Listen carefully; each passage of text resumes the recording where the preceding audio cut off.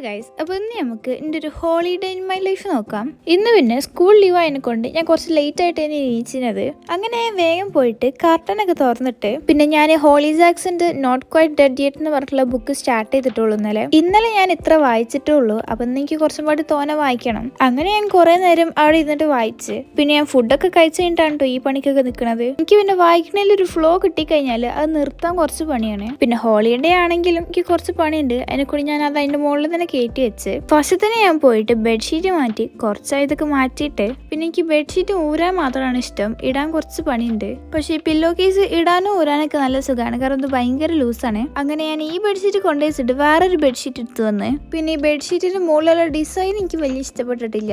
ആ ഒരു ഡിസൈൻ ആ കളറിലേക്ക് മാച്ച് ഇല്ലാത്ത മാതിരി ഉണ്ട്. പക്ഷെ എന്തായാലും വാങ്ങിയില്ലേ, അപ്പൊ ഞാൻ ഇടാൻ വിചാരിച്ച് അങ്ങനെ ഞാൻ ബെഡ്ഷീറ്റും വിരിച്ചു കഴിഞ്ഞ് പിന്നെ ഞാൻ ഈ ബെഡ്ഷീറ്റ് വിരിക്കുന്ന ടൈമിൽ എനിക്ക് ഏറ്റവും കൂടുതൽ ദേഷ്യം പിടിക്കുക ഞാൻ ഒരു സൈഡ് ഇടുമ്പോൾ മറ്റേ സൈഡ് കൊളാവുന്നതാണ്. അപ്പം ഇനി നമുക്ക് ബാക്കിയുള്ള പണിയിലേക്ക് കിടക്കാം. കൂടുതൽ വീഡിയോസിന്റെ അടിയിലേക്ക് കുറെ ആൾക്കാർ ഈ സ്റ്റഡി ടിപ്സ് ഷെയർ ചെയ്യുമെന്ന് വെച്ചിട്ടാണ് കമന്റ് ഇടല്. അപ്പം ഇന്ന് ഞാൻ സാധാരണ യൂസ് ചെയ്യുന്ന കുറച്ച് ടിപ്സ് ഷെയർ ചെയ്യാം. So tip number 1, plan your day. നമ്മൾ പഠിക്കാൻ പോകുമ്പോഴോ അല്ലെങ്കിൽ രാവിലെ എണീച്ച പാടൊക്കെ നമ്മൾ ഇന്ന് എന്തൊക്കെയാണോ ചെയ്യേണ്ടത് അതൊക്കെ ജസ്റ്റ് ഒന്ന് ലിസ്റ്റ് ഔട്ട് ചെയ്യാം. ഇങ്ങനെ ചെയ്യുന്ന ടൈമിൽ നമ്മളൊന്നും മിസ്സാവാതെ എല്ലാം ചെയ്യും. ഇത് ഞാൻ സാധാരണ എല്ലാ ദിവസവും ചെയ്യുന്ന ഒരു കാര്യമാണ് ആൻഡ് ഇറ്റ്സ് വെരി യൂസ്ഫുൾ. പിന്നെ നമ്മൾ പഠിക്കുന്ന ടൈമിലാണെങ്കിൽ നമുക്ക് എന്താണോ പഠിക്കാനുള്ളത് അത് ലിസ്റ്റ് ഔട്ട് ചെയ്തിട്ട് നമ്മൾ പഠിക്കുന്ന സ്ഥലത്ത് കൊണ്ടുപോയി വെക്കാം. ഏതൊരു കാര്യം നമ്മളങ്ങനെ എപ്പോഴും കണ്ടുകൊണ്ട് കഴിഞ്ഞാൽ നമ്മൾ എന്തായാലും മറന്നു പോവില്ലല്ലോ. പിന്നെ ഇന്നത്തേക്കുള്ള എൻ്റെ ടു ഡു ലിസ്റ്റ് ഞാൻ റൂമിൽ തന്നെയാണ് വെച്ചത്, കാരണം ഇന്ന് മൊത്തം ഞാൻ ഇവിടെ നിന്നാണ് പഠിക്കുന്നത്. പിന്നെ ഇപ്പോൾ കുറച്ചായിട്ട് ഞാൻ സ്റ്റിക്കി നോട്ട്സ് ഒക്കെ മതിൽമേലാണ് ഒട്ടിക്കുന്നത്.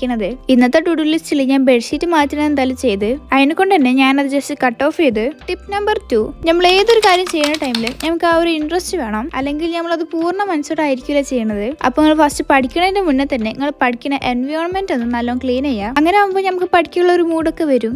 ടിപ്പ് നമ്പർ 3, പഠിക്കുന്ന കാര്യത്തിൽ ഇതാണ് മെയിൻ സംഭവം. Avoid distractions. ഇപ്പോഴത്തെ കാലത്ത് എല്ലാവർക്കും കൂടുതലും മൊബൈൽ ഫോൺസ് ആണല്ലോ ഡിസ്ട്രാക്ഷൻ. പിന്നെ പഠിക്കാതിരിക്കുന്ന ടൈമിൽ നമുക്ക് ഇടയ്ക്കിടയ്ക്ക് വെള്ളം കുടിക്കാനൊക്കെ തോന്നാതെക്കാൻ വേണ്ടിയിട്ട് ഞാൻ ഇവിടെ ഒരു ബോട്ടിൽ വെള്ളം എടുത്ത് വെച്ചിരിക്കണേ. Tip number 4, manage time. ഞാൻ സാധാരണ 25 മിനിറ്റ്സ് പഠിക്കുക എന്നിട്ട് 5 മിനിറ്റ് റെസ്റ്റ് എടുക്കുക, അങ്ങനത്തെ ഒരു കോൺസെപ്റ്റ് ആണ് ഫോളോ ചെയ്യല്.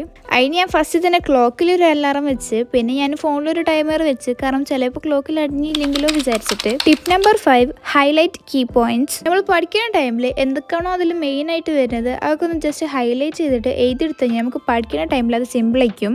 ഞാൻ സാധാരണ ടെക്സ്റ്റ് ബുക്കിൽ തന്നെ ഹൈലൈറ്റ് ചെയ്തിട്ട് സ്റ്റിക്കി നോട്ട്സിന്റെ മുകളിൽ നോട്ട്സ് ഒക്കെ എഴുതലാണ്. അതാകുമ്പോൾ പെട്ടെന്ന് എന്തെങ്കിലും ടെസ്റ്റ് ഒക്കെ ഉണ്ടെങ്കിൽ നമ്മൾ അത് ജസ്റ്റ് നോക്കിയാൽ മാത്രം മതി.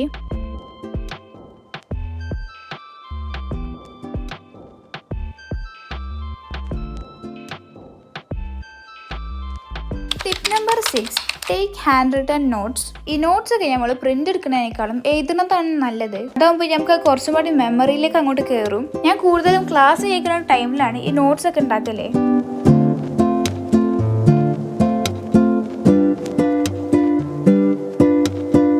പിന്നെ നമ്മൾ പഠിക്കുന്ന ടൈമിൽ ഇടയ്ക്കിടയ്ക്ക് ഇങ്ങനെ വെള്ളം കുടിച്ചും കൊണ്ട് തന്നെ നിൽക്കണം.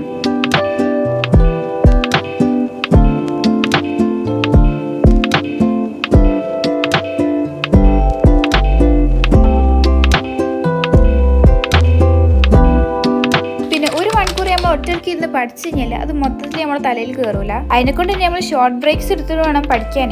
ആ ടൈമിലൊക്കെ നിങ്ങൾക്ക് വേണമെങ്കിൽ ഫോൺ കാണാം, അല്ലെങ്കിൽ നിങ്ങൾക്ക് വേറെ എന്തെങ്കിലുമൊക്കെ ചെയ്യാം. ഞാൻ കൂടുതൽ ബുക്സ് വായിക്കലാണ്. പിന്നെ ഇന്ന് ഞാൻ കുറച്ച് നേരം എൻ്റെ കമന്റ്സ് ഒക്കെ നോക്കി. അത് നോക്കിയപ്പോഴും കുറെ ആൾക്കാരൊക്കെ ഈ സ്റ്റഡി വ്ലോഗ്സിനാണ് ചോദിക്കുന്നത്.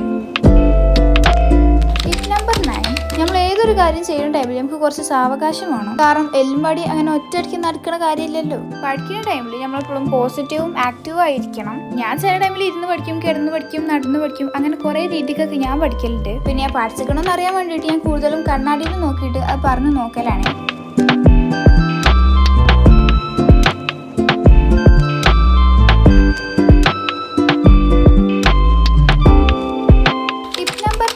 Revise and correct yourself. നമ്മളൊരു ക്വസ്റ്റ്യൻ ആൻസർ പഠിച്ചു കഴിഞ്ഞാൽ നമ്മൾ വേറൊരു പേപ്പർ എടുത്തിട്ട് അത് ജസ്റ്റ് എഴുതി നോക്കാം. മൊത്തം എഴുതി കഴിഞ്ഞിട്ട് നമ്മൾ അത് ജസ്റ്റ് ചെക്ക് ചെയ്ത് കഴിഞ്ഞാൽ നമുക്ക് എവിടെക്കാണ് മിസ്റ്റേക്ക് പറ്റിയത് അതൊക്കെ നമുക്ക് മനസ്സിലാക്കാൻ കഴിയും. അതാകുമ്പോൾ നമ്മൾ അടുത്ത പ്രാവശ്യം പഠിക്കുന്ന ടൈമിൽ ഇതൊന്നും നമ്മൾ മിസ്സാവാതെ നോക്കണം.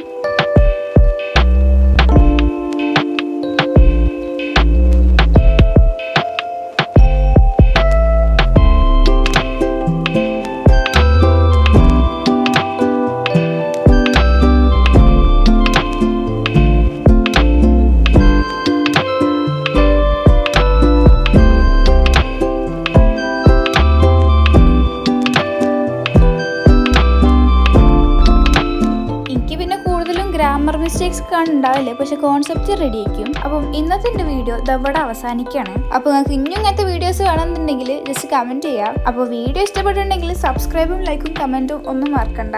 So by.